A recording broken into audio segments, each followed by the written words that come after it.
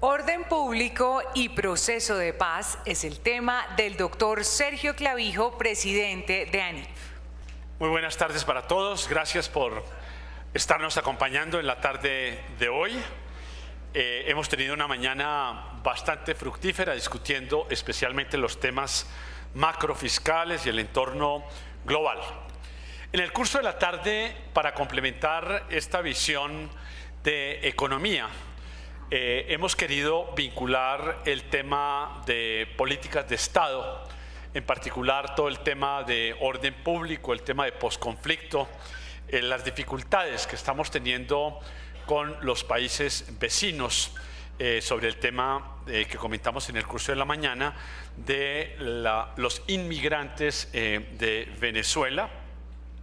Y al igual que en la mañana, voy a tratar de hacer una breve presentación ilustrando algunos de los temas que probablemente el profesor Fernando Cepeda, exministro también, y el embajador de los Estados Unidos estarán comentando y analizando en un momento en el cual todos sentimos que la gobernabilidad del país tiene una serie de exigencias que pasan por lo político, pasan por el entendimiento y la consolidación del proceso de paz, pero al mismo tiempo tienen una gran amenaza que es el escalamiento del narcotráfico. Quiero entonces compartir con ustedes algunas breves ideas sobre estos temas de orden público y proceso de paz. Tengo tres temas centrales alrededor de ellos. Uno, el tema de orden público, en qué medida se ha mejorado o se ha empeorado en algunos de los diferentes rubros a través de los cuales medimos el tema de orden público y de seguridad. En segundo lugar, me gustaría hacer algunas referencias al tema de pobreza y desigualdad. Ello por dos razones centrales. Uno, porque el tema de equidad ha sido un tema central del Plan Nacional de Desarrollo y el presidente Duque y su administración lo han puesto como uno de las piedras angulares para el periodo de gobernanza del 2018-2022. Y quiero cerrar nuevamente con el tema de desempleo, en tanto el tema del desempleo está correlacionado con los temas de orden público y de seguridad. Así que nuevamente agradeciendo la presencia de ustedes, entremos en materia. Tal vez uno de los temas más difíciles de entender y de explicar afuera, dentro del proceso de paz, ha sido el escalamiento del área cultivada en coca y del escalamiento en general de los ilícitos.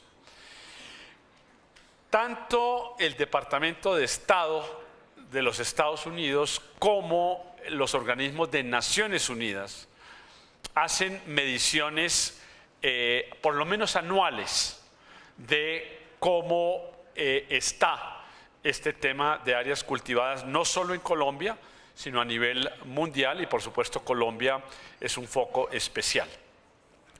Lo que tienen en pantalla son los últimos reportes de área cultivada realizados a través de fotogrametría, que son bastante precisos, aunque en ciertas zonas, particularmente en Nariño y Cauca, la copiosa densidad de las nubes hacen difíciles en ocasiones identificar cultivos. Como mínimo, el récord que tenemos los colombianos es que como producto del proceso de paz, el área cultivada en coca en Colombia pasó de 70.000 hectáreas en el 2014 a último dato disponible en el 2018, cerca de 210.000 hectáreas. Mal contado, 7 por 3, 21, se ha triplicado el área dedicada al cultivo de coca, y los estimativos de diferentes analistas nos hablan que detrás de esta triplicación del área dedicada al cultivo de coca se ha duplicado la exportación de coca procesada, así que en el mercado internacional ha debido multiplicarse por 2, dado que el precio realmente no ha caído mayormente, los dineros ilícitos. Esto es evidentemente una amenaza a la institucionalidad de Colombia. Desde ANIF hemos venido diciendo que bien por el proceso de paz, merecido en nuestra opinión el Nobel de Paz para el presidente Santos, en tanto logró desmovilizar cerca de unos 5.000 guerrilleros, de un total de 7.000, y por lo menos se multiplican por 2 el número de apoyos que tenían las FARC, o sea que mal contado hemos sacado 10.000 personas del proceso de ilícitos de todo tipo, incluyendo entre ellos el tema de coca.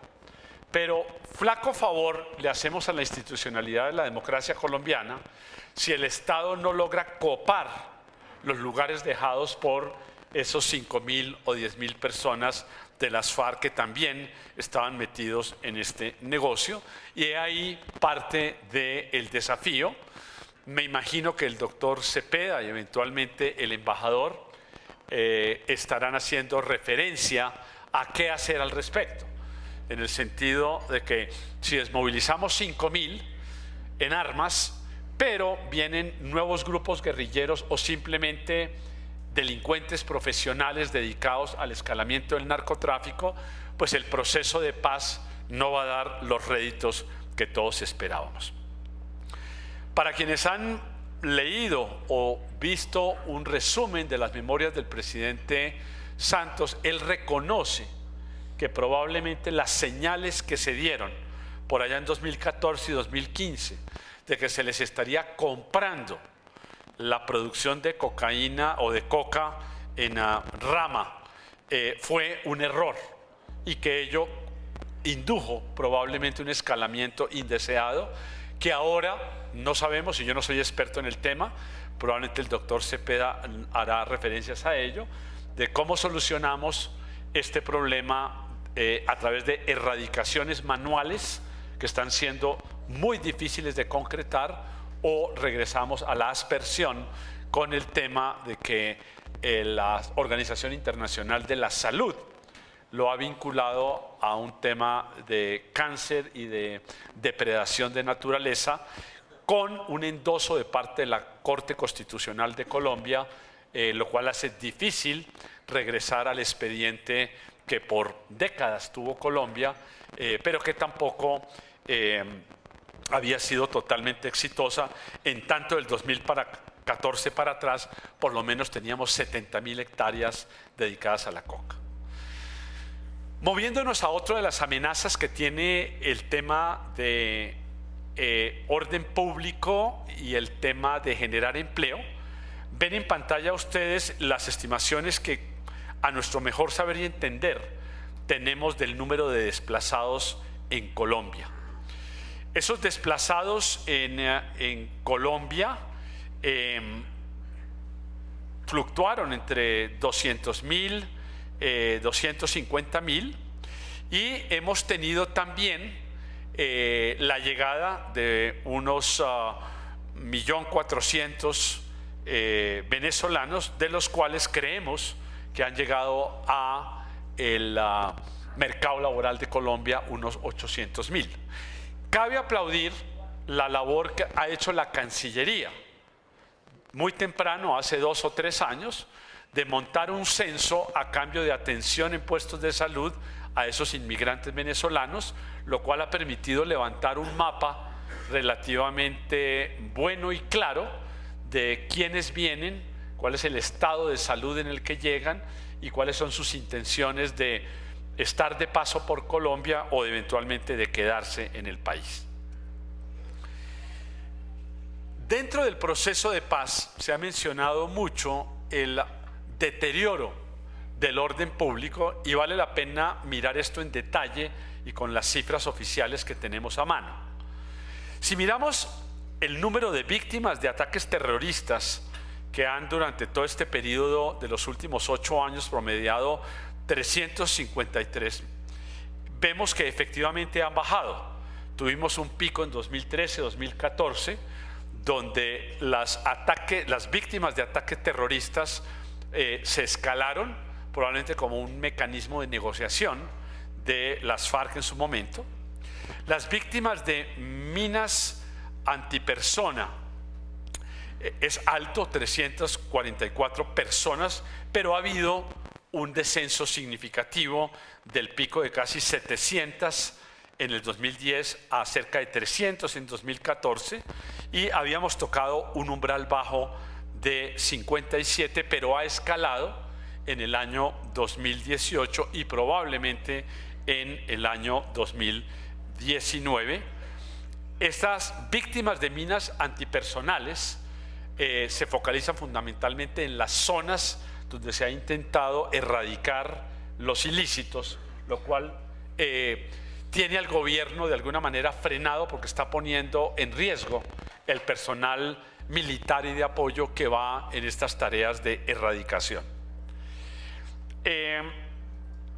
Temas de secuestro han bajado menos de lo que nos imaginamos. El promedio ha sido de 251 años y en el año anterior tuvimos 170. Cuando uno escucha la gente que viaja con alguna frecuencia a llanos orientales adentro o en algunas zonas de Nariño, del Cauca, hablan de un resurgimiento del secuestro de tipo extorsivo. Y por último tenemos el tema de ataques a los oleoductos, que fueron importantes aún en medio de las negociaciones, 141, con un daño ecológico muy grave, y habían llegado a 63, pero han venido escalando. En lo corrido del primer semestre hemos escuchado nuevamente voladuras del oleoducto, con el sarcasmo de parte de los alzados en arma que persisten en ello, diciendo que ellos los tienen fríamente calculados para que no estén mucho tiempo roto el tubo, de tal manera que llegue Ecopetrol a evitar el daño ecológico, lo cual pues denota de alguna manera que además de su cinismo son conscientes de que hay un daño ecológico, además de la pérdida de producción. En general, mi conclusión de este gráfico es que la tendencia es claramente bajista en términos de crímenes asociados al proceso de paz, y hay un claro beneficio en términos de un desescalamiento, aunque con preocupación vemos que en 2018 y 2019 están arremetiendo, pero los niveles están muy por debajo de los que teníamos antes de la firma de la paz en el 2016. A nivel urbano, el desazón de los ciudadanos tiene como contrapartida una cifra de un preocupante escalamiento de hurto a personas. En el año 2017, los hurtos por cada 100.000 habitantes eran de 254. He aquí que no alcanzan, pero están cerca de duplicarse a 419 crímenes urbanos a personas. Esto ocurre en el transporte masivo, ocurre en las calles, tiene que ver con los celulares, tiene que ver con las bicicletas, asesinatos por patinetas. O sea que hay un desazón en el sentir de la gente que tiene como contrapartida unas cifras que dicen que evidentemente hay un escalamiento en hurto a personas. En homicidios hemos continuado bajando lentamente de niveles de 34 por cada 100.000, último dato disponible es 25. Para el récord histórico de Colombia, que en los años de la violencia, los años 50, teníamos índices de 57 por cada 100.000 habitantes, o que en los años tempranos de finales de los 80, principios de los 90, tuvimos cifras cercanas a 65 por cada 100.000 habitantes, ver que hemos logrado bajar en los últimos 8 años a unas cifras, entre comillas, razonables de 25, pues nos puede llenar de relativo satisfacción histórica, pero cuando uno se compara con lo que ocurre inclusive en la región, seguimos siendo uno de los países más violentos. Déjenme darle dos datos que deberían producirnos escalofrío, porque claramente no es un problema de ADN. En Chile, homicidios por cada 100.000 habitantes, el año pasado fue 4 homicidios por cada 100.000 habitantes. Si los colombianos pensamos que el proceso de paz nos deja satisfechos con una tasa de 25, yo diría que este no debería ser el país en el cual mis nietos aspiraran a crecer. Es un país terriblemente violento y tenemos que trabajar en justicia, en fiscalía, en cárceles, en batallar la impunidad. Me cuesta como colombiano creer que en tiempos de paz nosotros nos sintamos complacidos con unas tasas de homicidio de 25 por cada 100.000 habitantes.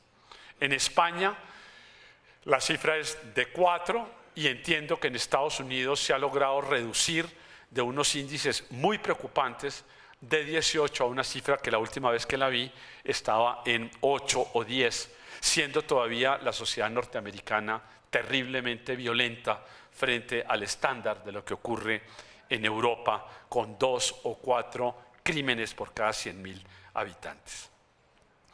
La extorsión ha venido escalando de niveles de 3 en el 2010 a niveles de 11 y de 10 por cada 100.000 habitantes, y eso está claramente identificado.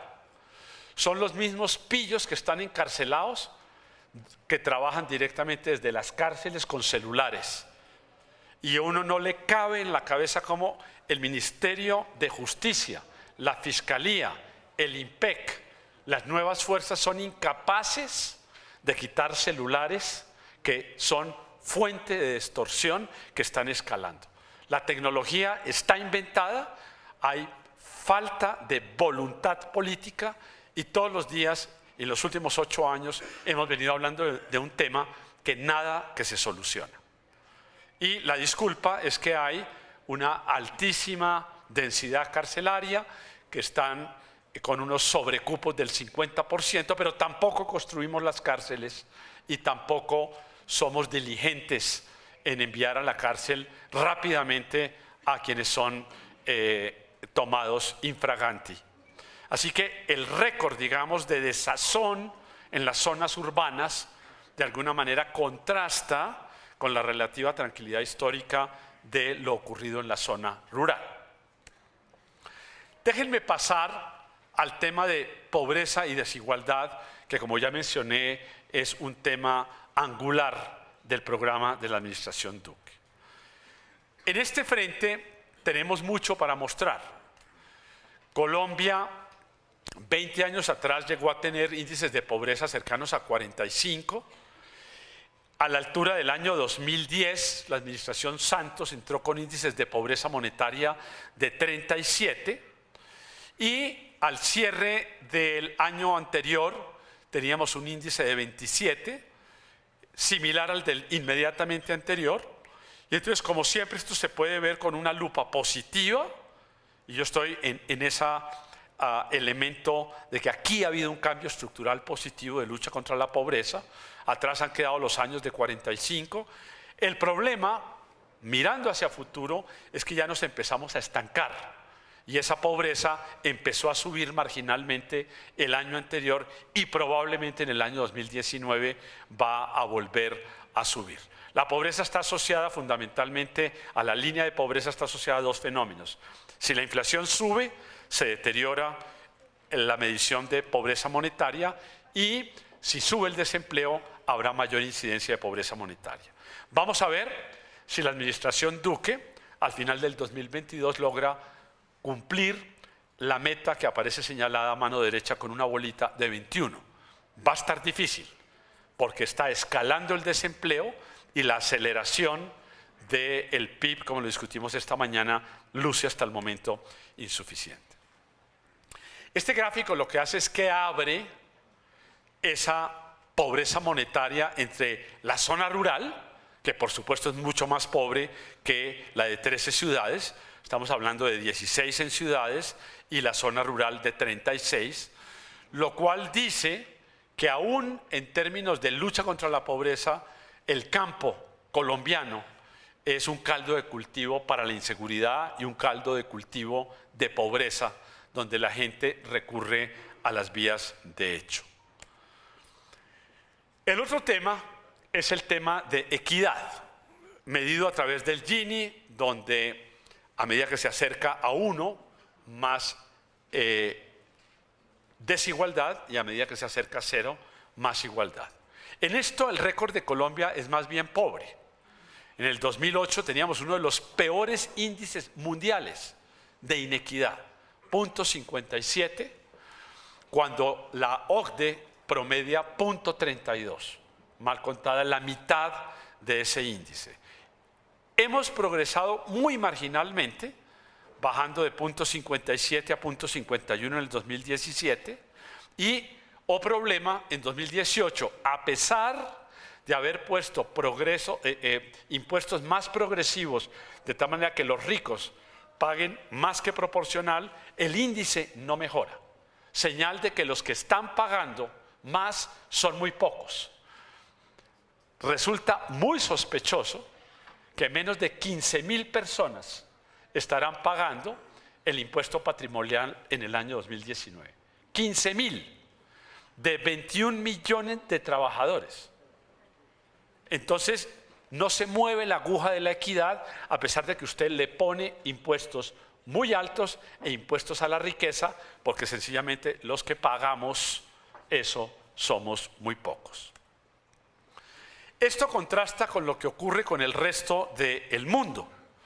En el resto del mundo tenemos el caso de una Alemania que antes de impuestos tiene un índice de Gini de 0.45, pero que después de aplicar impuestos progresivos y de usar el presupuesto a favor de los más pobres, logra reducir el Gini de cerca de 0.45 a cerca de 0.30 en el caso de Alemania. O sea que Alemania tiene dos virtudes: una sociedad relativamente igualitaria antes de la intervención del Estado y aún más igualitaria después de la acción del Estado, donde los ricos pagan más y les redistribuyen a los pobres. Francia tiene un récord todavía más impresionante porque es más pro igualdad. Tiene un Gini de 0.50, no muy diferente del de Colombia actualmente, pero la acción del Estado logra reducir ese Gini a 0.29, corrigiendo 22 puntos básicos. Bienvenido, embajador. Llega usted en el momento en el cual voy a hacer referencia a Estados Unidos en el tema de medición de desigualdad en países. Estados Unidos, curiosamente, y esto me llamó la atención, tiene un índice de desigualdad igual prácticamente al de Francia, antes de la intervención del Estado, 0.51, y como digo, similar al de Colombia. O sea que el problema no está antes de la intervención del Estado, no están los mercados. El problema de desigualdad está en la acción del Estado. En el caso de los Estados Unidos, y creo que poca gente ha hecho reflexión sobre esto, logra bajar el Gini de 0.51 a una cifra cercana a 0.39. Corrige 12 puntos, casi tanto como Alemania, que corrige 15, pero claramente el campeón de la intervención estatal, y sobre eso podríamos discutir de si lo hace bien, mal, etc., es Francia, que reduce el punto Gini de 0.51 a 0.39. Horror de horrores.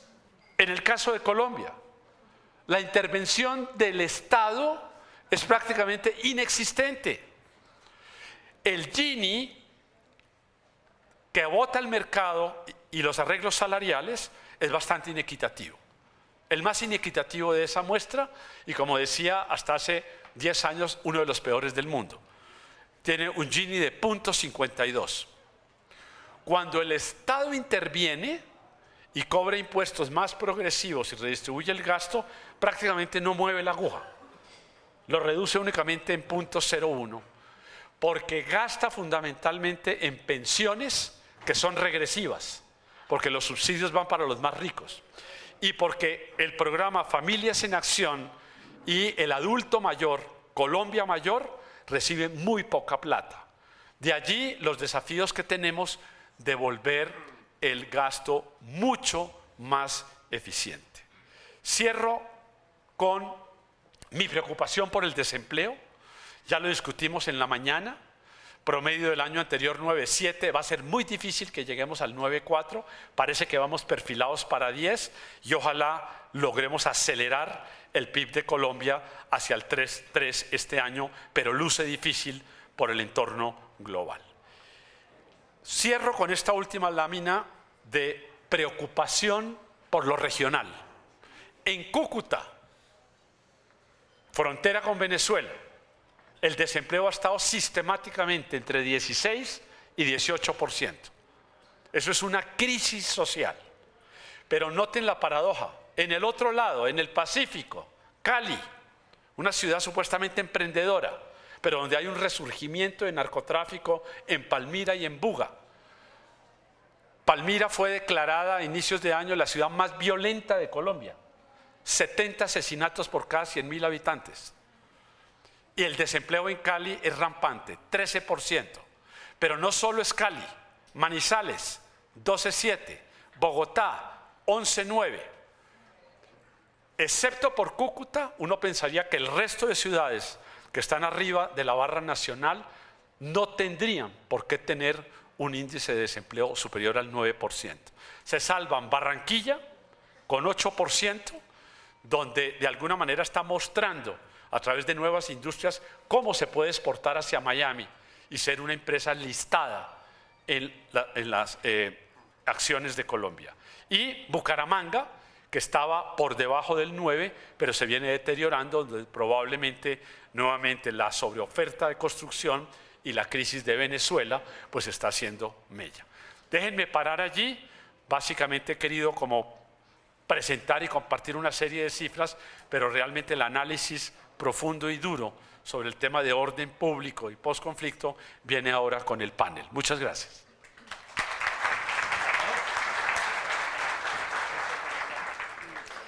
Muchas gracias.